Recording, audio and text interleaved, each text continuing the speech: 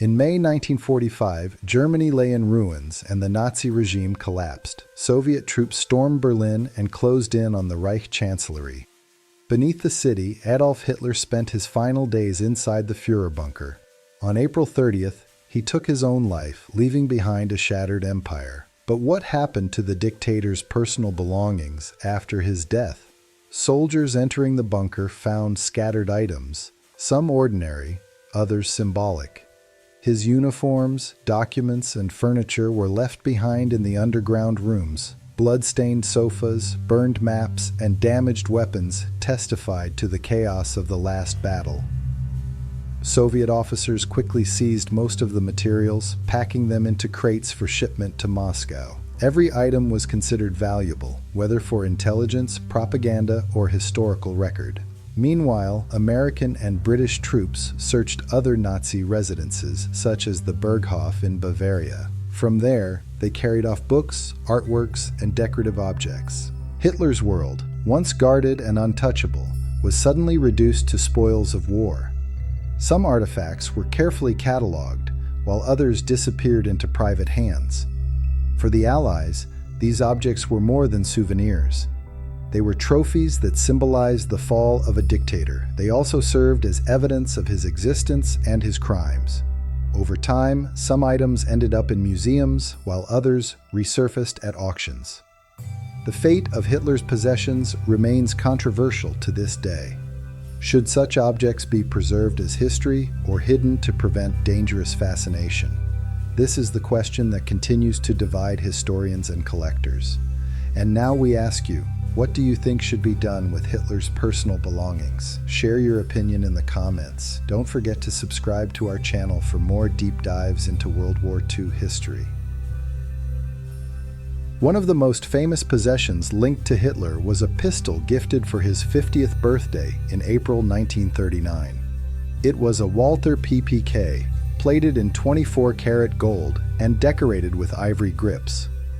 This weapon became a symbol of prestige rather than practicality. Hitler preferred the presence of a gun as a symbol of power rather than for frequent use. Throughout his life, he kept a standard 7.65mm Walther nearby, often hidden in his trousers or within reach in his office and bedroom. After the war, this golden pistol vanished and resurfaced in the 1950s. It appeared in an auction catalog but was mysteriously withdrawn. Years later, in 1966, it reappeared in Cleveland and was purchased by a private collector. For decades, it remained out of public view, fueling rumors of its authenticity and provenance. Eventually, it was sold again at a record price, becoming one of the most expensive war pistols ever auctioned. Experts now estimate its value at over $4 million. But for many, the question remains, should such items be displayed or sold at all? Historians argue that Hitler's belongings carry symbolic danger. They are not ordinary antiques, but objects tied to a genocidal regime. Collectors, however, see them as pieces of military history. Each time the golden pistol appears on the market, controversy erupts. Some demand these artifacts remain in museums, locked away from sensationalism. Others insist private ownership is a right, even with items tied to infamy. The pistol represents more than craftsmanship. It embodies power, violence, and dictatorship. Its journey from Hitler's possession to modern auctions shows how history can be commodified. Every sale reopens the ethical debate. Should this gun be remembered as evidence or erased from public reach? Not all of Hitler's possessions were weapons or uniforms. Some were ordinary household items that gained notoriety because of their owner. One example is a desk globe taken from the Berghof, Hitler's Alpine residence in Bavaria. In 1945, an American soldier carried it home as a war trophy. Decades later, the globe was auctioned for over $100,000. Its appeal lay not in the globe itself, but in the connection to Hitler. Experts emphasize that without the Nazi association, the object's value would have been minimal. This case highlights how provenance transforms mundane items into contested artifacts. Another striking example is Hitler's red telephone. This device was used in his bunker to issue orders during the final days of the war. Decorated with a swastika and eagle, it carried chilling symbolic weight. In 2017, the phone was sold for over $200,000 at an auction in the United States. The buyer remained anonymous, but the sale made global headlines. Once again, critics questioned whether such relics should circulate on the open market. To some, they are instruments of death, not collectibles. To others, they are fragments of history worth preserving. Objects like these blur the line between historical evidence and morbid curiosity. Each sale risks turning tragedy into spectacle, yet their existence forces us to confront uncomfortable truths. These items remind us that dictatorship was lived not only in speeches and battles, but also in daily objects. Their survival raises a critical question. Do we learn from them or simply fetishize them? The trade in Nazi memorabilia has fueled passionate debates for decades. Some see these items as historical sources, while others consider them dangerous symbols that glorify a regime of terror. One of the most famous collectors is Kevin Wheatcroft from Britain. Over the years, he has amassed what may be the largest private collection of Hitler-related artifacts. His warehouses contain tanks, uniforms, busts, and even architectural pieces salvaged from Nazi sites. Among them are doors and floor tiles from the prison where Hitler wrote Mein Kampf. Wheatcroft began his collection with a simple German helmet taken by his father during the war. Since then, it has grown into a controversial empire. Critics accuse collectors of feeding a black market that thrives on nostalgia for dictatorship. Supporters argue that preserving such items prevents their erasure from history. The debate also touches on legality. In Germany, the public display of swastikas and Nazi insignia is strictly regulated, yet the trade flourishes abroad, especially in the United States and the United Kingdom. Online platforms have also fueled a booming market, from buttons and daggers to uniforms and flags. Prices vary wildly, depending on authenticity and provenance.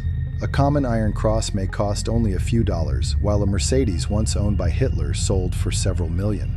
These sales attract headlines, but also provoke anger from Holocaust survivors and historians. They warn that such objects should not become trophies for the wealthy. Instead, they argue, they belong in museums where context and education can prevent misuse. The question remains unresolved. Are these collections preserving history or distorting it for profit?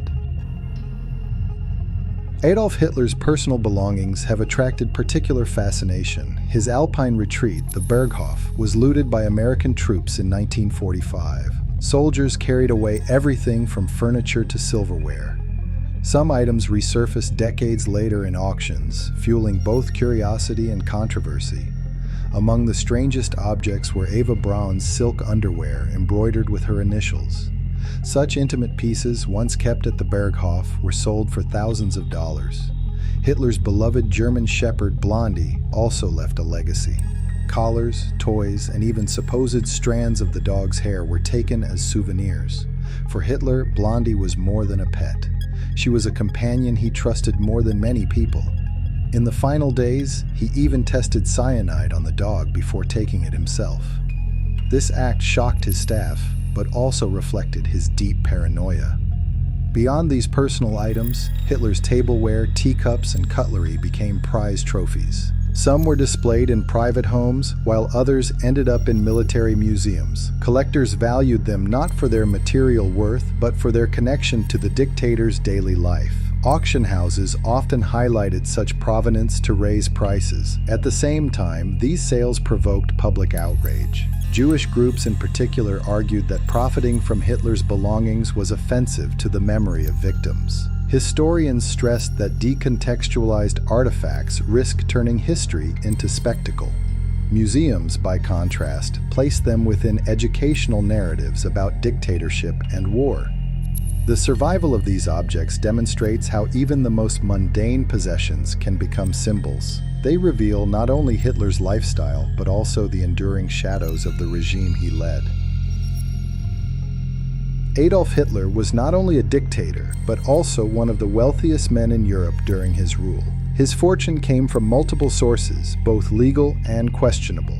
The greatest financial turning point was the publication of Mein Kampf, Written in 1924 during his imprisonment after the failed beer hall putsch, the book generated millions once he rose to power. By the late 1930s, it was almost mandatory reading in Germany, with newly married couples and soldiers often receiving copies as gifts. Royalties poured into Hitler's personal accounts, making him a millionaire long before the war began. He also avoided taxes entirely. In 1934, he was officially declared exempt from paying income tax by his own government. Industrial magnates further enriched him. Figures like Fritz Thyssen and Gustav Krupp donated millions of Reichsmarks to the Nazi Party. American car manufacturer Henry Ford also contributed, seeing Hitler as an ideological ally. Beyond money, Hitler accepted lavish gifts from wealthy supporters, including cars, art, and real estate. The construction of the Berghof in the Bavarian Alps was funded largely by such donations. Martin Bormann, his secretary, ensured that corporate sponsors financed projects like the Eagle's Nest. By the time World War II erupted, Hitler's personal wealth was immense, estimated in today's terms at billions of dollars. He also earned royalties from postage stamps bearing his image, an unusual but profitable scheme. His lifestyle, however, remained oddly frugal in certain respects. He did not indulge in jewelry or excessive luxury, but poured resources into monumental architecture and propaganda. His hidden fortune symbolized not just personal greed, but the fusion of ideology and financial exploitation.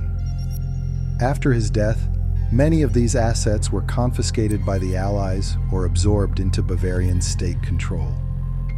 Yet the legacy of Hitler's wealth remains controversial. It raises questions about how ideology, corruption, and opportunism intertwined in the Third Reich. The story of Hitler's personal belongings and fortune after 1945 reveals more than just curiosities of history. These objects, from golden pistols to worn uniforms, became symbols of a fallen empire.